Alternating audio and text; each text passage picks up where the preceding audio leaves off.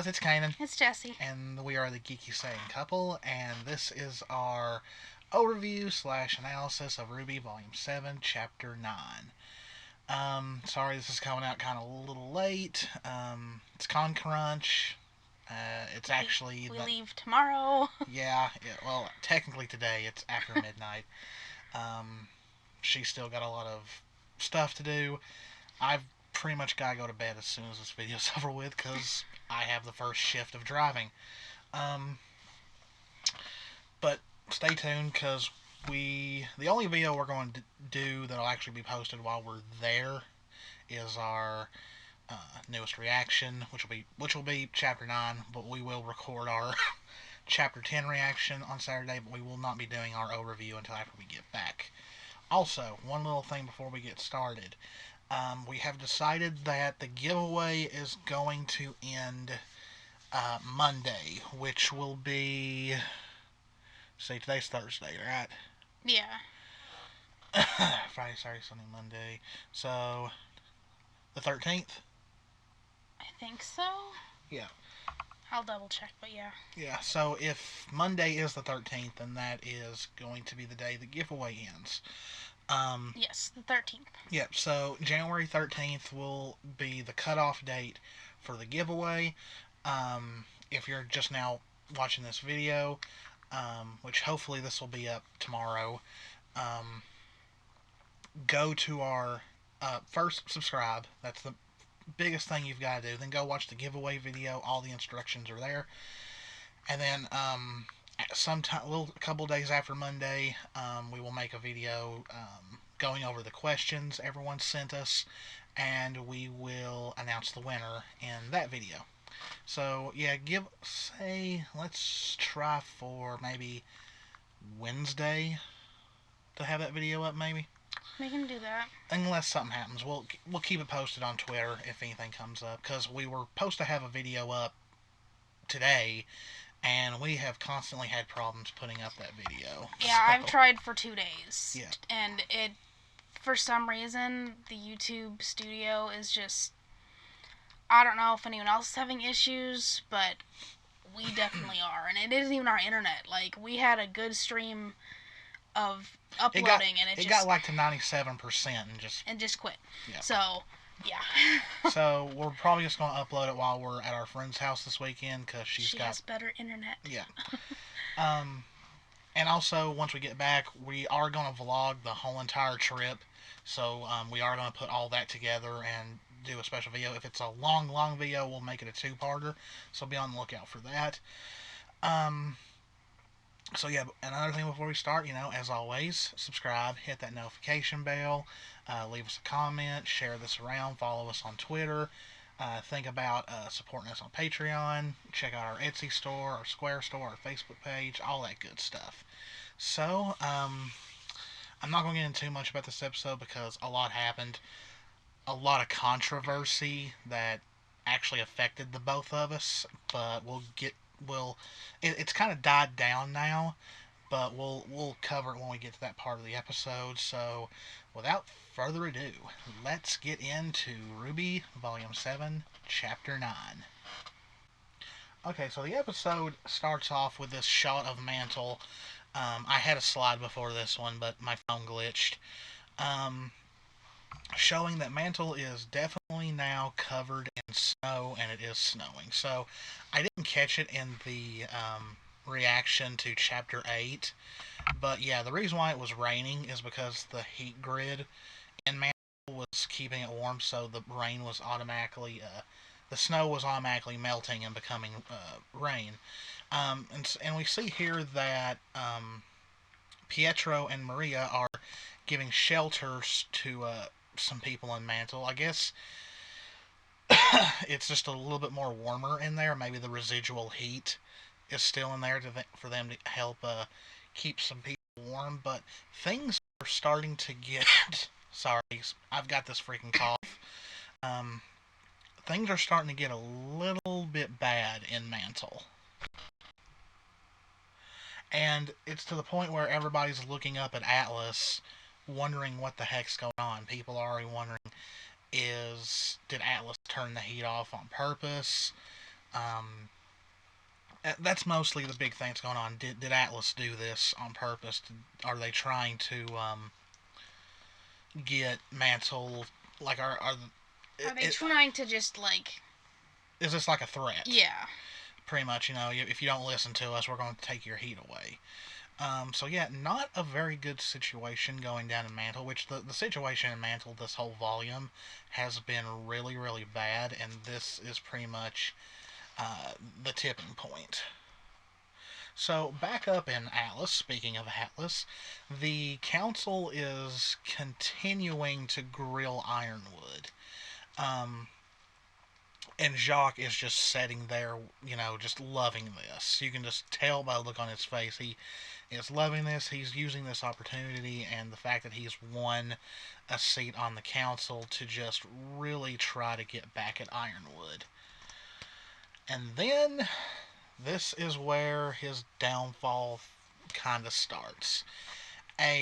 Goes quick. A Fauna servant comes in and whispers something to him. Now, during the reaction, I did hear out of it, it's mostly, your to me, it sounded like classic cartoon whispering, but then I heard heating. I heard the word heating. And the moment Jacques hears that, he like flips out. He starts to panic to the point where the other council members ask him, are you listening and all that? And he just blows off like, oh, yeah, I agree with everything you just said. Clearly showing that he was not paying attention. So he is definitely starting to lose his confidence now because he knows probably already why he's gonna fail. Well, he'll fall quick. Well, he knows Watts has well, yeah, access, he's realizing that okay, well, this is going further than I thought it was going to. Yeah.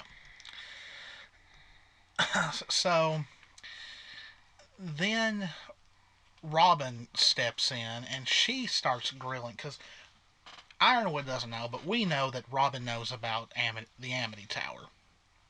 So she's grilling him a bit more. She's pretty much giving him a chance to come clean himself, saying,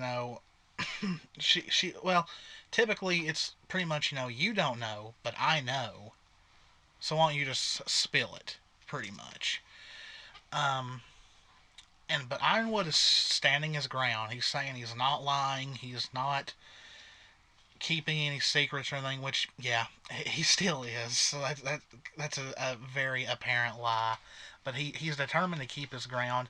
So Robin just gets up and does confirm that all of them are aware of what her semblance is, which, she's pretty much a living lie detector. Which is, I think, one of the biggest reasons why Jacques has her there, just hoping that they could probably expose Ironwood a little bit.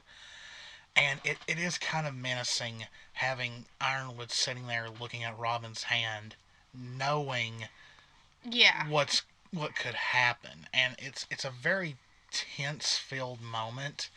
And it's like, okay, so Ironwood knows what her semblance can do. And he knows what's going to happen. Like he's thinking, okay, well, what am I going to do now? Yeah, because he's got no choice. He's pretty much because if he doesn't take her hand, it's going to make him look suspicious. So yeah, it was like really really tense. They kept on building here. Like the tension was getting really really thick. And then who saves? Yeah, who breaks the ice? Yeah, Weiss saves the day. It's your typical. Stop!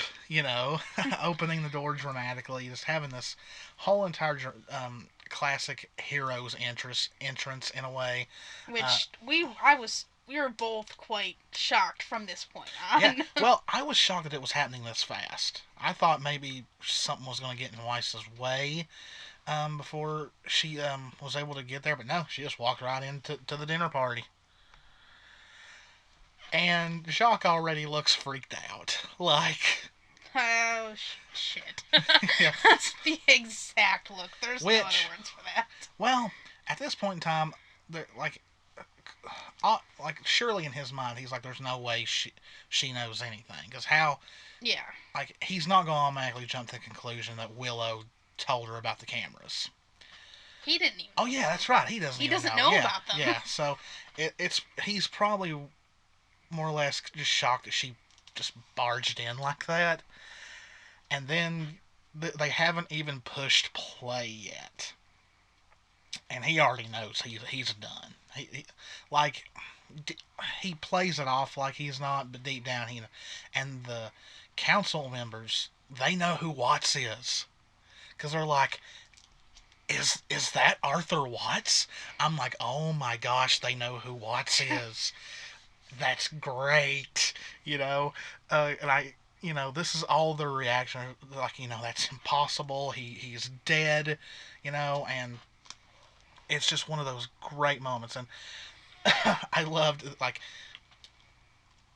So at this point in time in the episode, we don't know for sure if Ironwood knows who Watts is, which we do learn that yes, he does know who he is. Um, if you guys saw our shipping video, I do love that Robin's looking at Winter. It's completely shipping trash at that point for me. But Ironwood's not happy, so this already told me that yeah, he knows who Watts is. I think Ironwood was kind of already putting the pieces together in his head at this point. But it gets better. She pushes play, and you can see the beads of sweat on his forehead. He's just like, uh-oh. I'm done. Oh, yeah. Like, she pushes play. Full on cooked duck. Yeah. She pushes play, and they hear everything. We even hear a little bit more in this conversation that we didn't hear in the episode that this was in. I also love it that it's now pretty much canon that Jacques wears a clip-on tie. If you guys haven't been keeping up on Twitter, Arnold, Murder of Birds, like made this whole entire thing about how it looks like Jacques is wearing a clip-on tie, and like it just blew up. And Eddie, one of the writers of Rwby, he was like, why not? Let's make it canon. And Kiersey even said seconded, so it's pretty much canon that he wears a clip-on tie, and it's just it's become a full-on meme. Like, I even made a couple of jokes about it. But there are literally people out there butthurt that this is canon. Why? They're using it as another, this is going so far from Monty's vision. It's Monty would have laughed about that. This is a clip-on tie joke. How big of a loser are you if you're getting upset over something this trivial, a clip-on tie? But anyway, it's just this scene. I love it. He's starting to rub his hands, and he, like you say, he's got those beads of sweat on his forehead, and he can't look at anybody. No, he can't look at anybody in the eye. I was waiting for his fake white hair dye to start melting out of his head.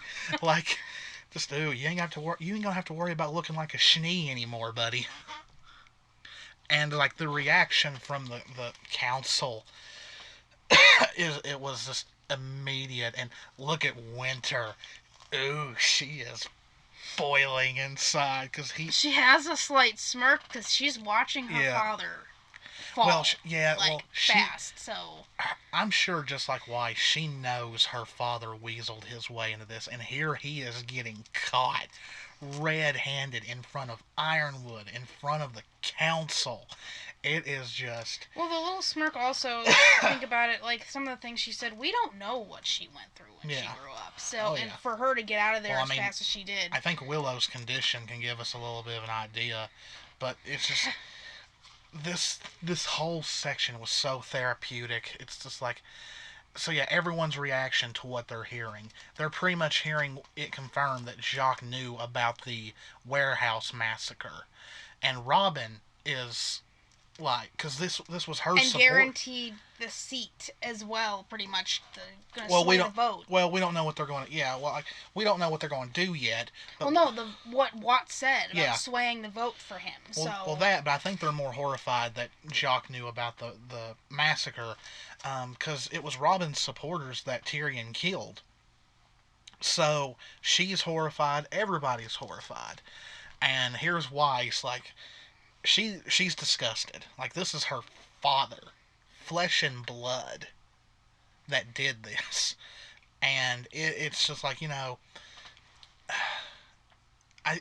that she wanted to bust her father, but as much of a dirtbag as Jacques is, you wonder if it maybe does like kill her a little bit that it had to go this far. Yeah. Um, and so she ends the recording, and so I mean, Jacques is done. Looks like he's doing some kind of funny dance. I paused it when I could. He jumps up. He is screwed. Like He's just like, no, that's not real. yeah. He's That's not real. yeah. He already tries to say that it was doctor or whatever, and they're like, sit down. And he doesn't even call him councilman after this. He says, Jacques, sit down. And I laughed so hard at the next part. I know you only caught part of it, but yeah. It was so comical how he just kind of glanced around and then bolted, took off. Yeah. Like, and just the animation was so funny. And I was kind of worried that he was going to get away, but no, he. No, Weiss already had that covered. Yeah, he does not get far, and he doesn't even turn around and he says Weiss's name. Like, I think he is kind of shocked that his own daughter is busting him. But after what he put her through, after what we know about Jacques, and I've even seen some people like say they felt sorry for him. Like, the dude's a dirtbag. Like, yeah, he's not a villain like Cinder or Adam or anything, but he's still an antagonist, and he's not a good person. And Weiss does the classic, you are under arrest, showing her huntress license and everything. And then it ends with a little... Can I do that? Yes. To me, this was almost as gratifying as Blake and Yang defeating Adam last volume. Like, people wanted to see Weiss bring Jacques down, like, since volume 4. And we finally got it. So this was just like... I think I had my hands in the air and I was clapping and all that. Like, I loved it. Yeah. So down in Mantle, things are not good. Now, like, people are grabbing dust, like, are breaking into shops and grabbing fire dust and throwing it into this fire.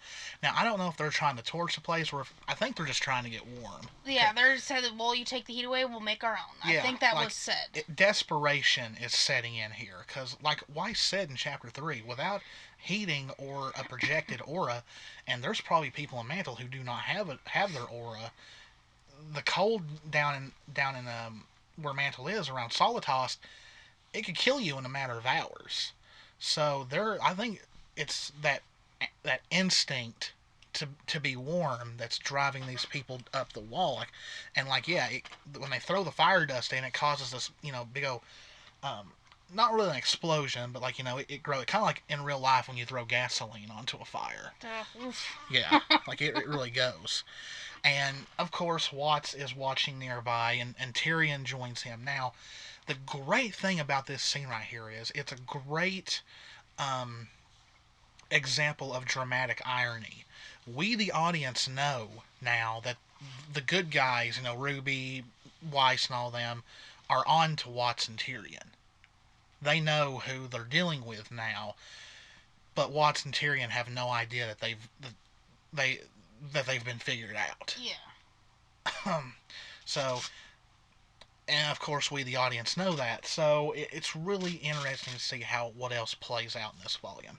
I don't think the major conflict will end this volume. I think we're going to have to wait till volume 8 for that.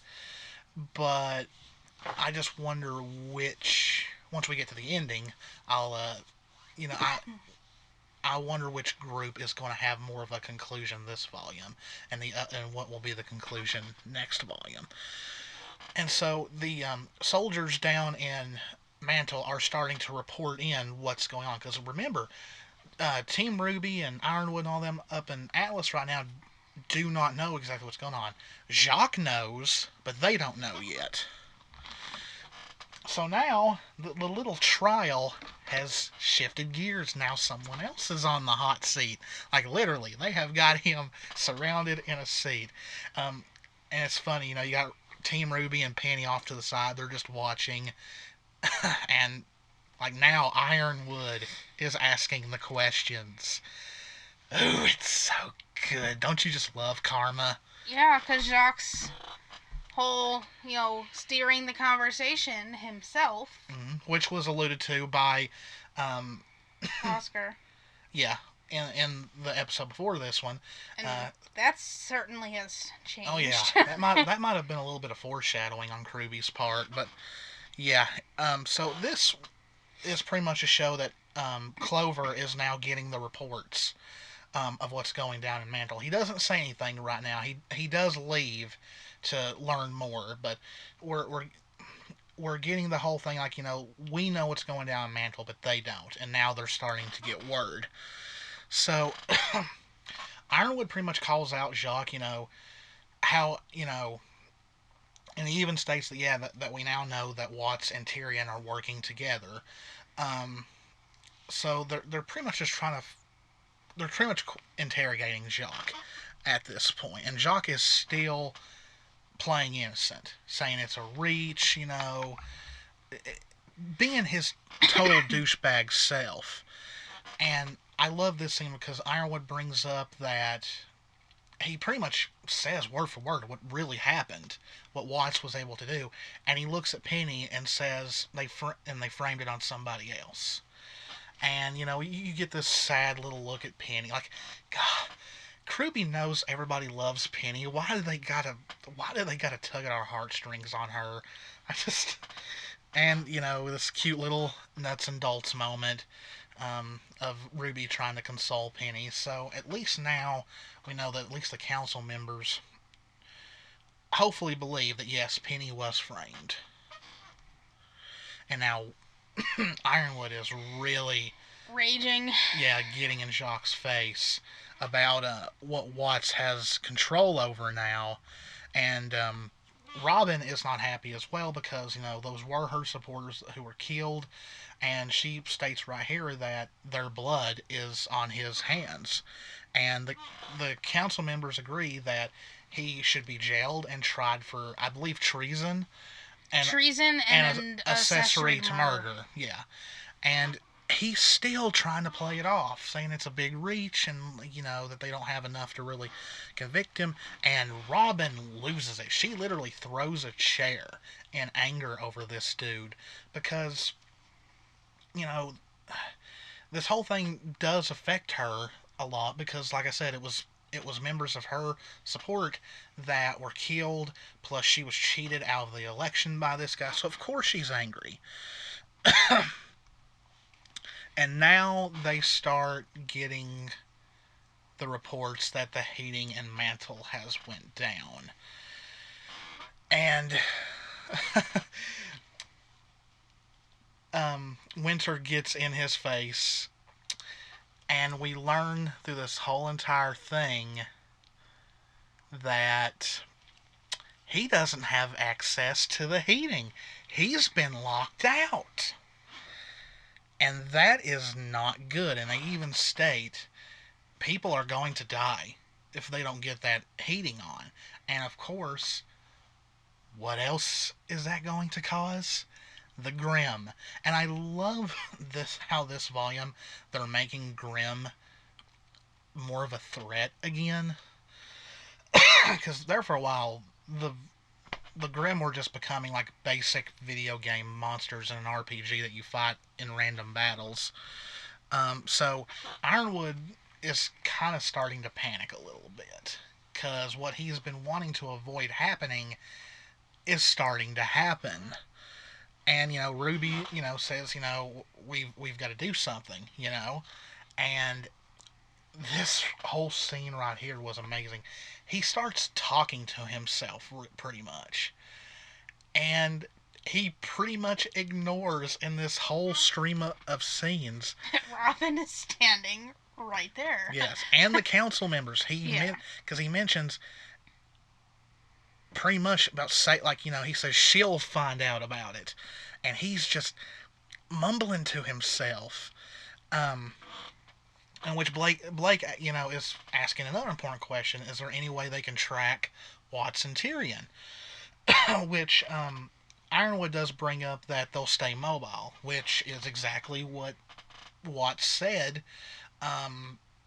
I think it was at the end of episode 2, I think so. where, he said it was more smart for them to stay mobile than stay in a singular hideout. And then Robin decides to bring up, yep, I'm still here, which I love Robin. Like, like she is probably between volume 6 and 7. Like, I love Maria, but I think she is definitely my favorite new character. Like, and Christina V was an amazing choice for her. Like, she just brings this character to life so much. And I tried to see if there was a change in expression for Yang and Blake here, because Robin pretty much lets it spill that she knows about Amity Tower. And who did she learn that from? She learned it from Blake and Yang. But I think as I looked, there is like no change in expression. Like, oh crap, she just let him know that she knows, and that's exactly what he says. You know. I was like, oh boy. But she covers it, Yeah. and So yeah, things in Mantle are still going haywire. I I still think there's something between Pietro and Maria. I really do. Um, so, believe these, like, it's been so long since I've heard what these things are called. They're called the Atlas Knights, aren't they? I, No, I think that's the really. I don't know. It's been forever since like it's been a Volume 2 while. and 3. Um, but pretty much Atlas has a bad habit of sending in the robots instead of actually manned squads, and we've learned in the past these robots do not last long, No. like at all, and they don't last long here. The people literally attack the robots. This is Atlas military equipment that they are destroying, and by the way Pietro looks, you would think it was real people they were dismembering, but it's not a good situation. And then the alarms go off, which means Grim. And oh boy, there is a bunch of them, and it's not the good kind either. It's Mulan, all over again. Yeah, a lot of people have said this reminds them of Mulan, so a lot of people think Ren's gonna die. But I don't know. Mulan didn't die. I know. I don't know where people are getting that from, but it seems like this whole volume people expect people to die, which I have no doubt that when things really start to go down, that yeah, we're gonna have characters dying, but I don't think it's gonna be Rwby or any member of like the real main cast. The Aesops, yeah, I think some of them's gonna die, but these things are now. Are these supposed to be the same like Mega Goliaths that we saw in Volume 2? Because they definitely do look a bit different. I mean, they're definitely elephants, but they're way more menacing looking this time around. Um, so Atlas, of course, has got their fighter, like their air fighters out, and they're attacking the Grim, but it does jack diddly squat. Like, this is not good because we have learned that. It may take one or two out, but if there's too many of them, they're not gonna do anything to these. I mean, we also learned that these kind of Grim, these things are old and powerful, so they're like not your average everyday Grim. I think just speaking on why they look different, it might be because we didn't see them really that close, but also think of how the details have changed. Since well, yeah, I mean, yeah, that's definitely what it is. But just like in Volume 2 and 3, they look like like stereotypical elephants with like the Grim appearance added to them. These look like they have way more armor. Their ears aren't as big. But here's another thing that has been talked about this whole volume. We've known for a long time that Mantle's outer wall needs to be fixed. Now, I didn't know there was a big damn gaping hole in the wall. Neither did I. But yeah, so here, and as you can see, we've got some the sabers coming in as well, and it's just like this big gaping hole has been here this whole entire time, and they've been keeping all the stuff that could fix that for the Amity project. Like, Ironwood, you could have split your supplies big time, and so it wouldn't have taken that much supplies just to fix the freaking hole in the wall. Well, I mean, who knows? This might not be the only hole. But the sabers do breach the hole because, I mean, like I said, these robots from Atlas They're do like not tin last. cans. Yeah. So back up in Atlas, like, they still don't know what's going on. It's pretty much Robin is trying to get through to Ironwood. We need to work together. Yeah. No more secrets. Tell us what's going on. And, like, as you can look, Team Rwby agrees with that, especially Rwby. Like, every time it seems like Robin speaks or has like like an actual speech, Rwby agrees with her. So then we have Clover and Oscar show up, and he pretty much fills them in what's going on. That not only is the heat down in Mantle, Grimm are attacking, and he states that they can't really attack the Grimm now because they're within the city and it would risk hurting civilians. And Robin's like, we need to work together, send a fleet in, but Ironwood doesn't want to do that, and he's kind of already losing hope. Like, I I had a feeling this was going to happen to Ironwood at some point in this volume, that there was going to be at some point either things were going to get really bad, or once he learned the truth that he was going to lose all hope. But good little farm boy Oscar is there to give him some encouragement that we're led to believe is coming all from Oscar, because Ironwood even says that he wanted Oz's advice, but there's a little scene toward the end of this episode that makes you wonder how much of this is really Oscar speaking, because it's getting a little scary when it comes to that. I'll point it out when we get there. But Oscar does, I think, in a way, get through to Ironwood. He mentions to him, the panic and everything you were worried about and you want to prevent. It's happening anyway. Yeah. You have to do something. Yeah. So. and Rwby voices her support, that they're ready to go.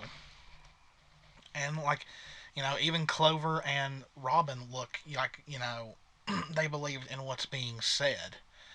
And, yeah, they're saying pretty much, let's get going. I caught Rwby in half blink. Yeah, I noticed that when I was saving the pictures. And Winter says transport's already ready to go. And Yang asks the last really important question, what about Watson Tyrion?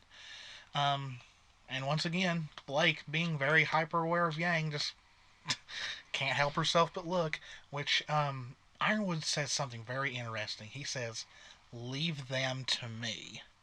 It's like, ooh, so what? So, in the intro, there is one little scene besides the Tyrion versus Robin and Crow fight that we haven't seen yet. There is a scene of him in Mantle with his firing his gun. So I'm wondering, does Ironwood shoot one of them? And he kind of looks a little sad after he fires his gun. Does he kill one of them? That'll be interesting to see if that happens. And so he tells Oscar that Oscar probably needs to go back to the academy, which Oscar agrees. Then Rwby, gets her team leader voice going and says, let's get going. And she says, all of us, which everybody looks to cute little Penny. It's just like, oh, please protect Penny. Please don't have anything bad happen to her.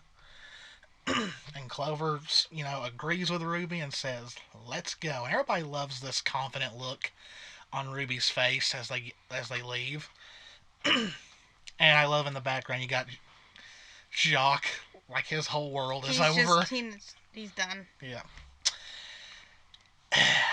We knew it. Yeah.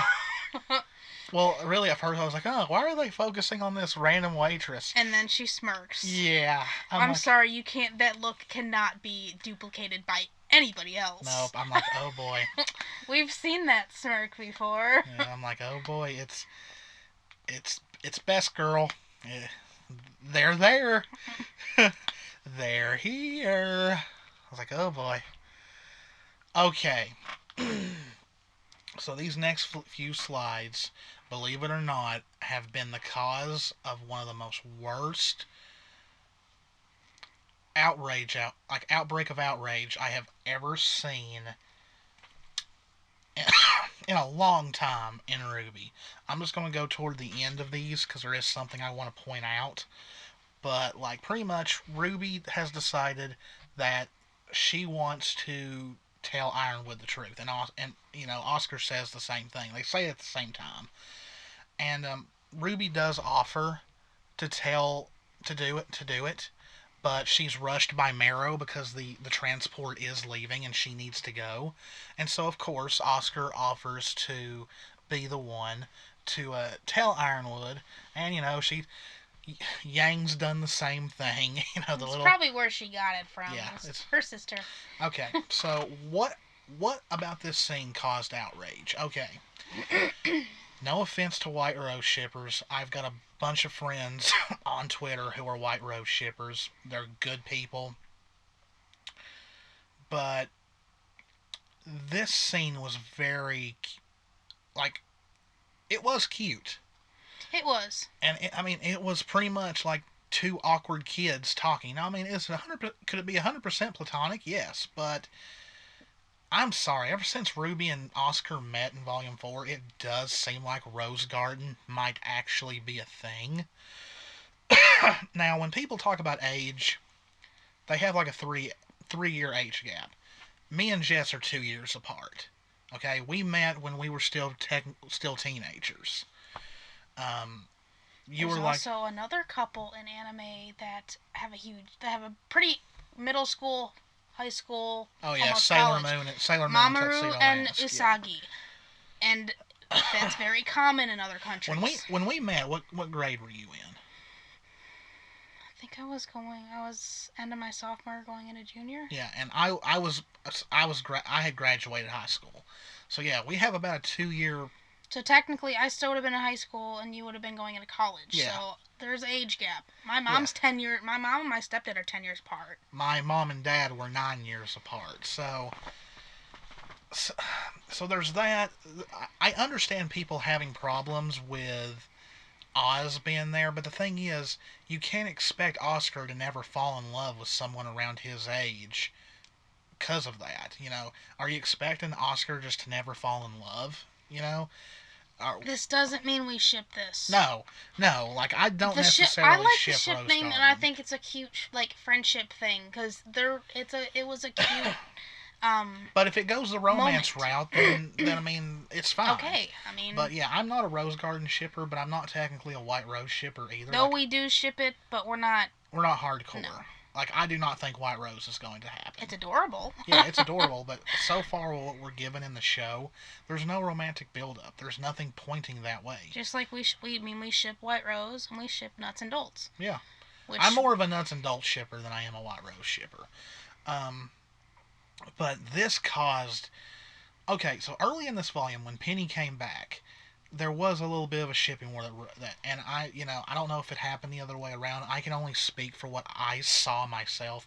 But White Rose shippers were attacking Nuts and Dolts shippers just because Nuts and Dolts shippers were happy that their ship was resurrected. But it only lasted like not even a day.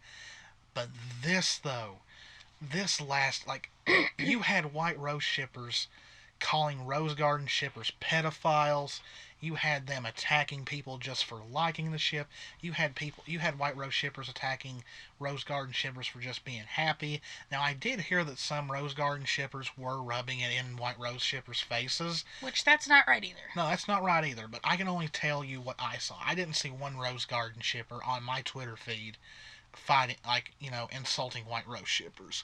But I saw a ton of White Rose shippers attacking other people.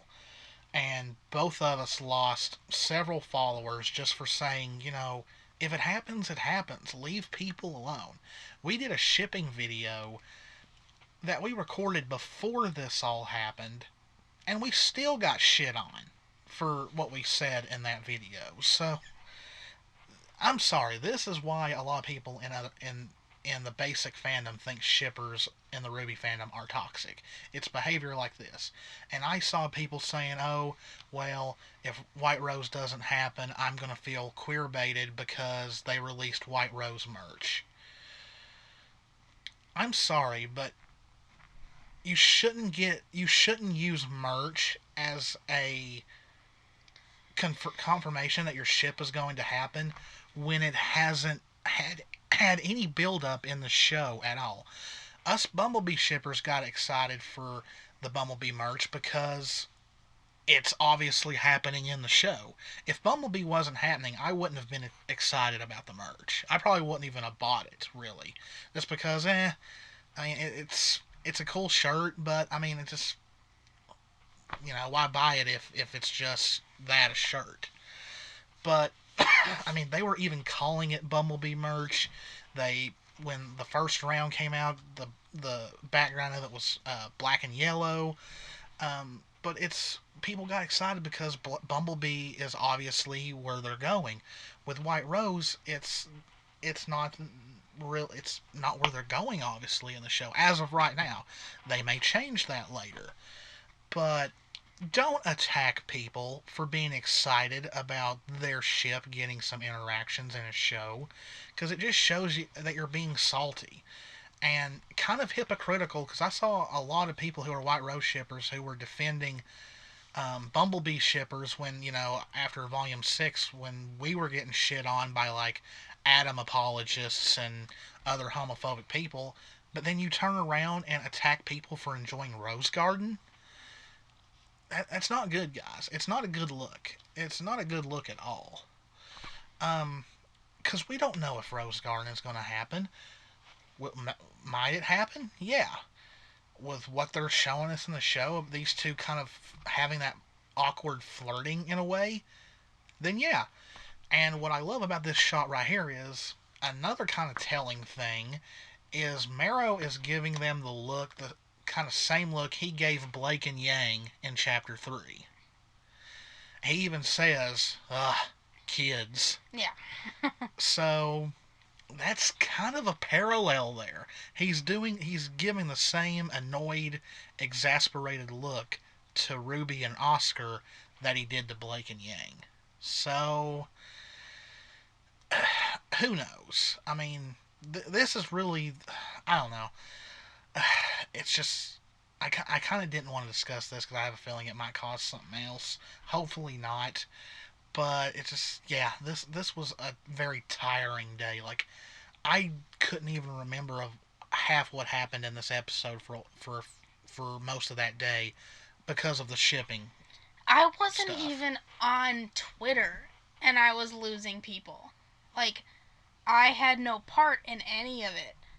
I was just catching up here and there in between sewing, and like, I get on and I'm losing people. We've had somebody that actually turned around and says, I'm unsubbing you, pretty much, and thinking, okay, we haven't done anything. I haven't done anything. Like, it was just It was pretty immature behavior.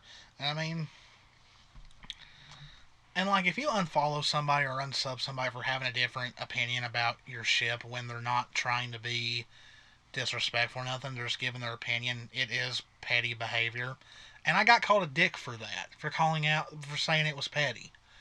And I don't know, just this is coming from someone who ships. It was not a good look for the shipping part of the Rwby fandom. It was not a good day. So yeah, Marrow was pretty much saying the whole kids. It's pretty much the same exact thing when he said he didn't sign up to be a babysitter when Blake and Yang had their flirty little moment. Yeah. So we take off toward Mantle, and the whole gang's here. And Clover states that their priority is saving civilians over fighting Grimm, which is a good thing. That is what you need to do. So, interesting thing here in these next couple of slides. We've got Nora and Ren once again holding hands on it. Seems like all the love happens on airships.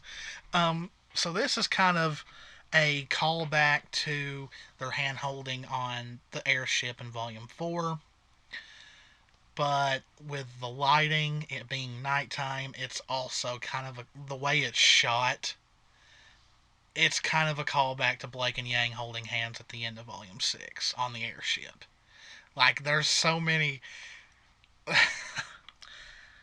And of course, they look at each other. They have their look. Yeah. Now, here's where things get interesting. Now, I will note that the song that is being played during the whole Renora thing, and then between Blake and Yang here, is an instrumental of the song that played when Renora had their kiss. It's like there's no official title yet, but everybody's calling it Tell Me It's Love. So, for this little moment right here, you've got an instrumental of Tell Me It's Love, and during Blake and Yang's talk in the truck, we had an instrumental of Trust Love. yeah. Is what we're call- is that everyone's calling it. Yeah, Trust Love, the opening. So, but things get even more interesting. So they are both watching Ren and Nora, and then they look at each other, and then Yang gives this like thoughtful little look, like she's thinking to herself, and Blake gives just like this really. It's intimate. Like, that's Like an intimate look. Yeah, she is like. It's almost like it's almost like you want to say like she's undressing Yang with her eyes in a way. It's bedroom eyes pretty much. Yeah. Like her look even softens when Yang looks away. Now there was some people making a big deal that they didn't hold hands either, and it was people trying to cause panic within the Bumblebee fandom, which was really stupid because the moment I saw this scene, I knew exactly what they were doing, and it's once again them drawing parallels between Renora and Bumblebee, and excuse me, during the hiatus, Barbara made a comment that Yang was going to go through some self-discovery in this volume, and really, I believe that's what's going on right now. She sees Ren and Nora. She sees that they were doing the same thing her and Blake do. And it's causing her to realize that, yeah, she's in love with Blake. Now, Blake is already there. You can tell by the way she's looking at Yang. Blake knows she has feelings for Yang. Because, let's face it, Blake is bisexual. She's always been bisexual. She knows who she... Because, I mean, in the Rwby companion book, it was stated that out of all the voice actresses, Monty knew Erin the least. And so he told her, you and Blake will just have to figure each other out. Which kind of hints that Erin may have had a little bit of say in what kind of character Blake was going to be in a way. But you gotta think also, anyone who's given a character from the start and they continue it, they grow with that character and they put themselves into it. Well, yeah, so... and Erin has said that she wanted Blake to represent herself, and apparently there's still people out there who don't know. But yeah, Erin is bisexual, and so yeah, I believe Blake has always known she's been bisexual. I mean, come on, Ilya wouldn't have told Blake her feelings if she knew Blake was straight. Yeah, that doesn't happen. You know, and I believe you told me that doesn't happen. If you have a crush on someone that you know is straight, you don't go there. No. You usually keep it to yourself. Yeah, so... And done that. But I mean, you've also got several instances within the show's history of the bisexual colors following Blake around. The fact that sounds familiar. What else have we seen that in? The fact that her and Yang both rode the same boat in Volume 4, and its name was Pride. The fact that she has the bisexual haircut now, and Rwby even confirmed, yes, it's the bisexual haircut. So, if you're still fighting it, I don't know what, I'm at this point where Blake and Yang could kiss, have sex, and hold each other in their arms, and people would still say, oh, they're just really good friends, yuck. But, I don't know friends that do that, but okay. Well, friends with benefits, but I mean, anyway, I'm getting off base here. So yeah, I think it's very, very 100% that Blake is bisexual. So she knows who she is. She knows what she wants. She's just giving Yang the time she needs to figure herself out. Yeah. Now, what is Yang? Is Yang bisexual? She could be. Could she think she was straight and then decides she is lesbian? Could be. That's happened many times in real life. I've got friends who dated the opposite sex, and then this came, and then they came out gay. So I mean, yes, it does happen. Could she be pansexual? And that's what a lot of people think, that Yang is more than likely pansexual, which I mean is Nothing fine. doesn't matter. Yeah, Like, nothing matters. I'm just saying. I'm just saying. Out of everything else, Yang Xiaolong is not straight. No. Um, and also Barbara's whole, Yang going through some self discovery, which, like I said, yes, I think this is exactly what this part is for, because it does look like, she looks at Ren and Nora, sees them do the exact same thing her and Blake do. Her and Blake look at each other, and then Liang looks away with a smile on her face, but she's got this in thought look. That's an in thought look.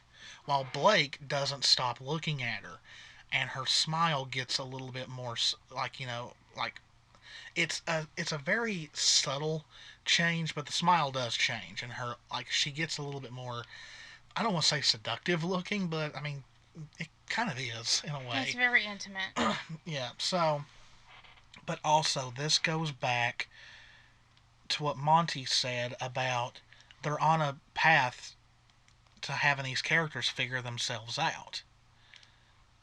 So, I mean, yeah, this to me does a lot for their relationship than even the interaction in Volume 3, because it just no words need to be said. It's the music, it's the looks, it's what they're looking at right in front of them, which is Ren and Nora. And it's kind of a parallel to Nora comparing her and Ren to them in chapter 6.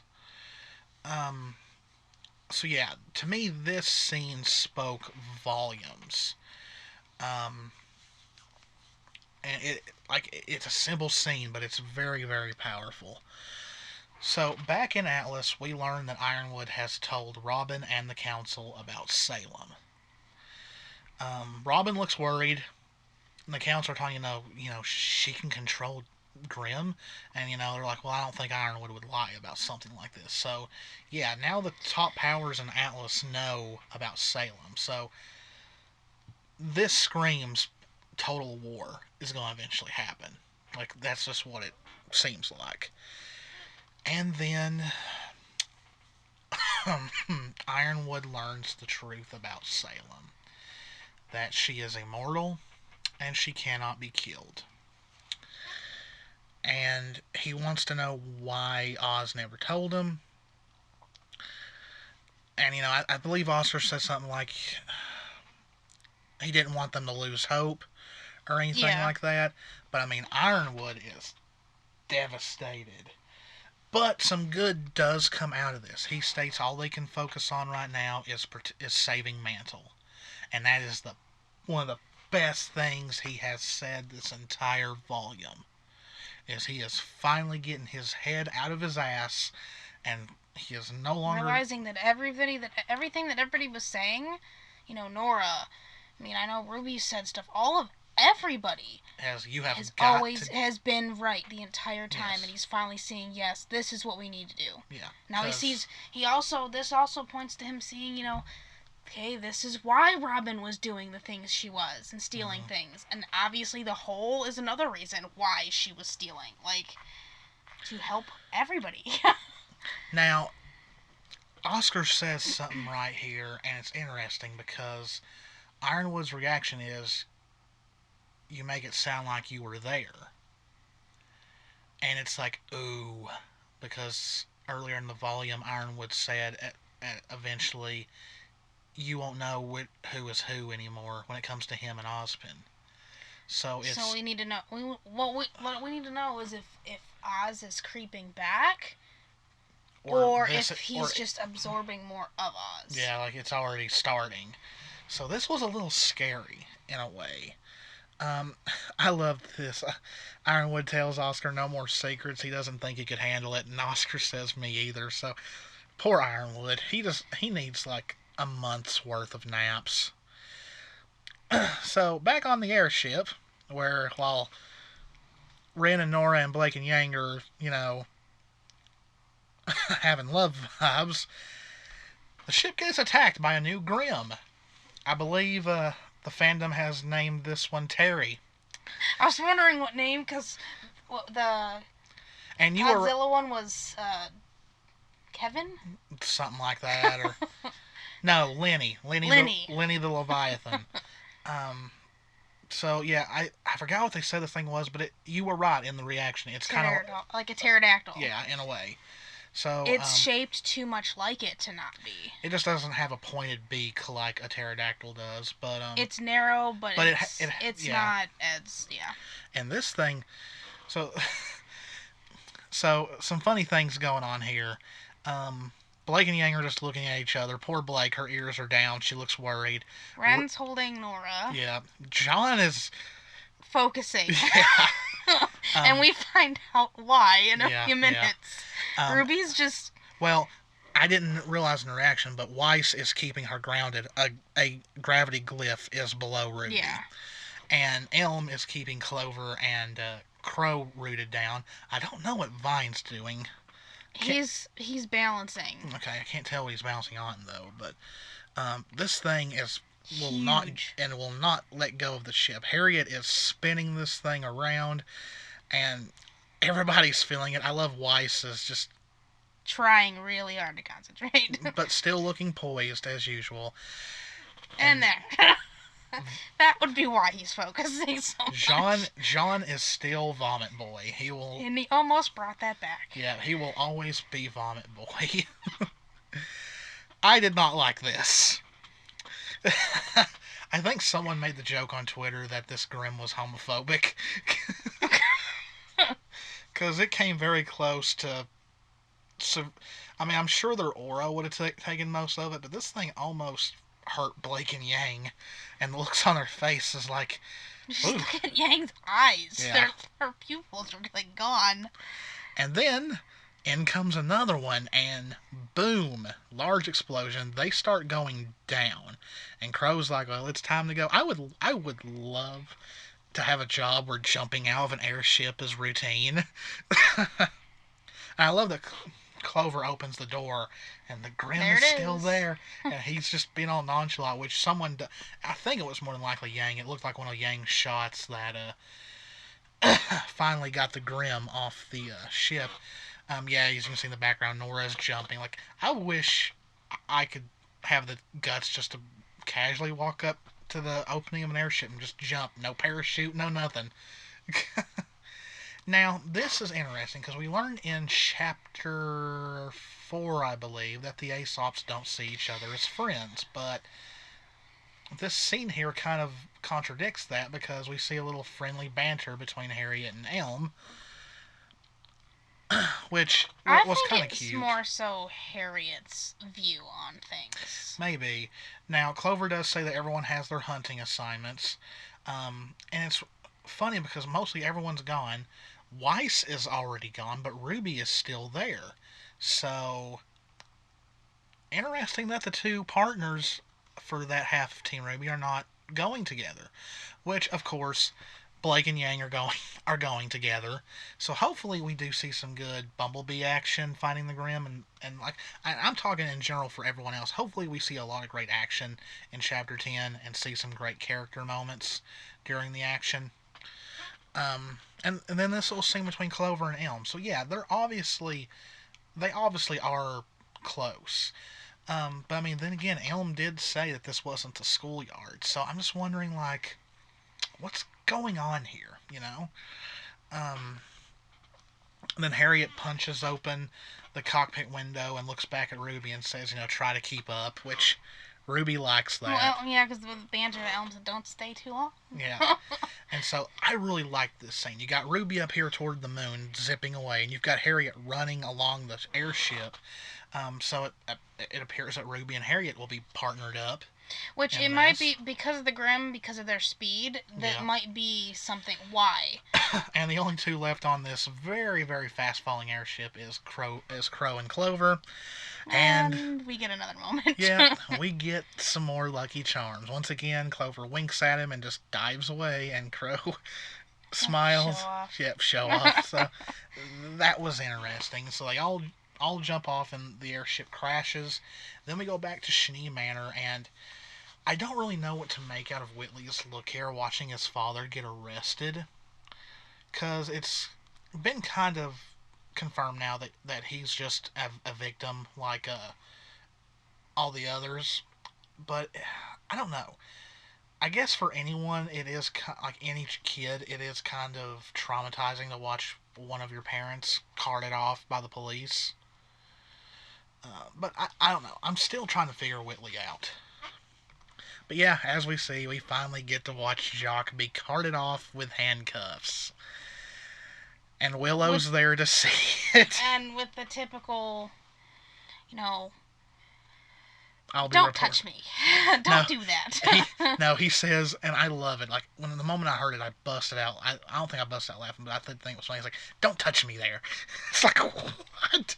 But yeah, he does the whole, I'll be reporting this rough treatment and all that. Pretty much whenever a rich person gets in trouble, they're like, I'm reporting now, this. Willow watches Whitley leave, and you would think she would be, like, maybe a little relieved. But she still looks sad. So, I mean, her family is still splintered. Now more so than ever, so maybe that's what it is. But also, Whitley, I mean, like I said, we really can't, it's hard to really figure him out. But now, I'm still going to call him Shitley. But to me, also, this is also pointing, one, Winter was gone. Mm-hmm. Weiss left, leaving him by himself. Now his father's gone, where he already knew something bad was going on to begin with. But now it's... So it makes me wonder if Willow's going to take over the company, or what's going to happen. Like, and there's this big theory now going around that since she's got the whole entire manor bugged, that she may have been listening in on Oscar and Ironwood talking about Salem and how she can't be killed. But why would Willow need that information? What would she do with it? That's my only problem with that theory. But yeah, he's saying, I'm going to be reporting this. And then we focus on that random waitress. And I got this because I think it's a beautiful shot. But then she starts skipping. And I was like, yeah, I know who that is. She goes to this, I guess it's an apartment, I'm guessing. Apartment or a hotel. And you've got this beautiful shot. That's why I got this. It's so beautiful. And there's Cinder. We don't know when they arrived in Atlas. Of course, Volume 7 has taken over the course of maybe at least over a month, at least, or most. So, and yeah, Cinder and Neo were a bit behind them, but they obviously caught up. And Cinder says, did you find what we were looking for? Now, I looked back at some clips of the previous chapter. Neo was in the dining room. She knows a lot. She knows a ton. I still love that she rolls her eyes at Cinder. I still think Neo's going to backstab Cinder. I still think Neo is going to backstab Cinder. Yeah, I think so too. And the way they did her semblance this volume was so awesome. It's like, look at this. And yep, it's Neo, sexiest girl in the show.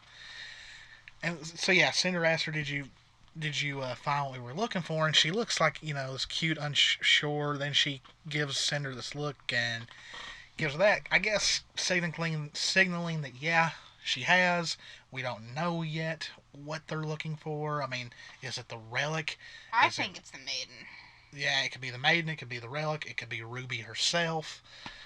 And yeah, the episode, like, I'm telling you, this volume has been nothing but, at some point in the episode, getting us on it, feeling good, feel good, and ending the episode with something awful. Like, so now we have another example of dramatic irony. Rwby and them do not know that Neo and Cinder are there. Watts and Tyrion don't even know they're there. So, Oh, who's going to cause the most mayhem? Is it going to be the Grimm? Is it going to be Watson Tyrion? Or is it going to be Cinder and Neo? That is the question. So, this episode, I had a feeling Chapter 8 was part 1 of 2, because it just seemed like they had this whole big party and not a whole lot happened. And it did feel kind of weak for a Christmas break episode, so it was nice to see that, yeah, it was pretty much a two-parter. Yeah. So great episode. It was awesome to finally see Jacques get what he deserves. But now we've got a Grimm invasion. Hopefully, unlike the last other few times in this volume, Chapter 10 doesn't start with a time skip and the fight's already happened. Hopefully, we actually get a real big fight in Chapter 10. And, I mean, yeah, we've got 4 episodes to go, and we're going to be in the hiatus again. So, yeah, great episode. One of my favorites this volume so far. Um, it had a lot of great character moments. We got some Rose Garden, we got some Lucky Charms, we got some Renora, we got some Bumblebee. Um, great character moment for Weiss, like probably one of her best one yet. Great performance by Christina V for Robin. Just, yeah. And of course, the big surprise at the end that Cinder and Neo are in fact an Atlas, and they've already infiltrated the place. So, yeah. Um, so yeah, that was our Chapter 9 analysis.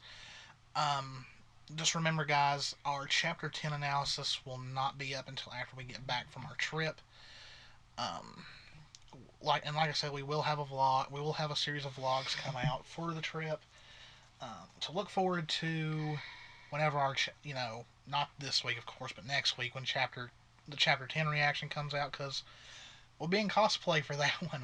We're gonna watch Rwby right before we head out to the con on Saturday.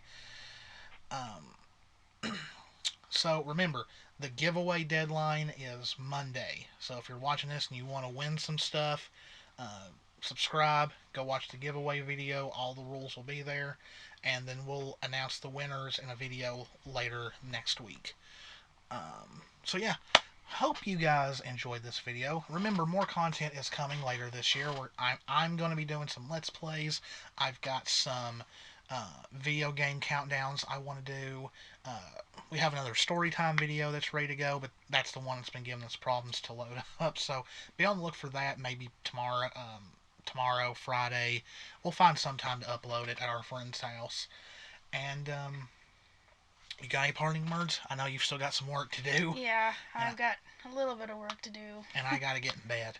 So, hope you guys enjoyed.